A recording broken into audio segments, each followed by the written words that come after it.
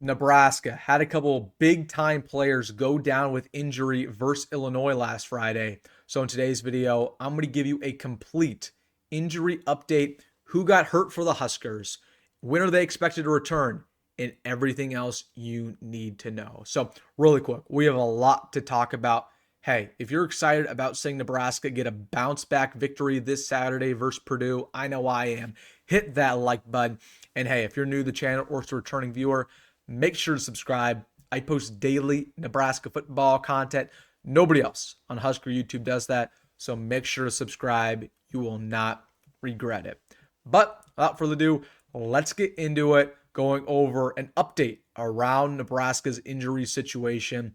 Let's get started with arguably the biggest name who went down, Tommi Hill, arguably the best player on the team for Nebraska, period. He's been rising up the mock drafts. Now, according to ESPN and a couple other websites, is projected as a first-round NFL draft pick.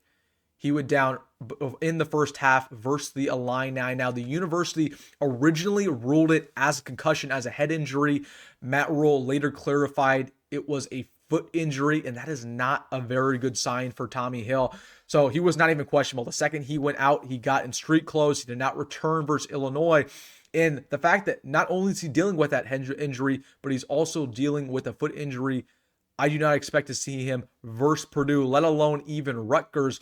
Now, the foot injury that he's dealing with is called plantar fasciitis. I'm probably butchering that name, but it's basically a lingering foot injury in the heel area that does not go away. Likely, he's going to deal with that the rest of the season, but hopefully it'll get a little bit better. So again, that's a lingering injury. It impacted him early on in the game. I think, honestly, he probably had that injury earlier in practice and was playing through it. That's why he wasn't playing his A game when he was in the ball game versus Illinois, but not a good sign here with Tommi Hill.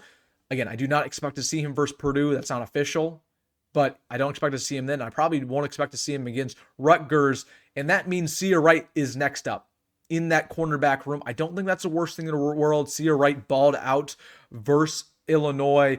He's playing with a chip on his shoulder, of course, with what happened at USC. And also, he's playing pretty physical as well. So Sia Wright's next up. I think it's a week-to-week injury here with Tommi Hill. Just depends on, how this lingering injury progresses. But I doubt we see him versus Purdue, let alone Rutgers. But I will keep you guys updated. Let's get into another huge injury. Turner Corcoran went down early on in the ballgame versus the Illini with a lower body injury, likely ankle or knee. I haven't got confirmation there. He did not come back in the ballgame. Matt Rhule said in a postgame interview that Turner Corcoran's injury is very serious. For that reason, I think it's pretty safe to say we will not see him until the back half of the season at best. Turner Corcoran will not be back for a couple weeks. Again, it's a lower body injury. He was limping off the field. Gunnar Guttula is next up at left tackle. Again, that is a second-year player. He is a guy coming out of Lincoln Southeast, so hopefully he plays well. He played, honestly, pretty good versus Illinois. He's their second highest graded lineman. But here's the issue with Turner Corcoran going down. The depth. The offensive line depth's not great. It's not great. And if you continue to have guys go down, you're going to start playing guys who really have never played college football snaps before. So hopefully it doesn't happen. Hopefully we get Turner Corcoran back soon.